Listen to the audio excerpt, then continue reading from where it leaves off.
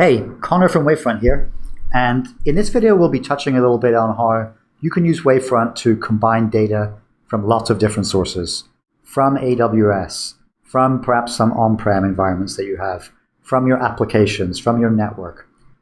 The specific little example we're going to use is around ECS, Amazon's container service. If you turn on the Wavefront AWS integration and you're using ECS, you'll get data from CloudWatch about ECS. And we have a pre-built dashboard for that, which I'll search for here. If I pull this up, this dashboard is actually a mixture of data from different places. So it's going to graph you data from CloudWatch, and you can see some of these charts here are data from CloudWatch. But there's a whole host of data here that's not in CloudWatch. Where's it coming from? It's coming from cAdvisor.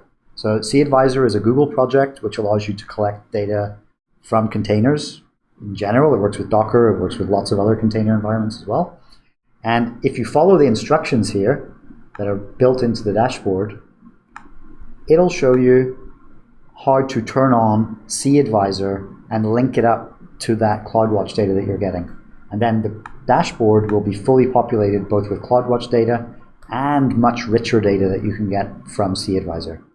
This is just one example, but the whole idea of Wavefront is to allow you to easily put lots of data, lots of telemetry, metrics from many different places all together in one place, and then query over it and alert over it in one place.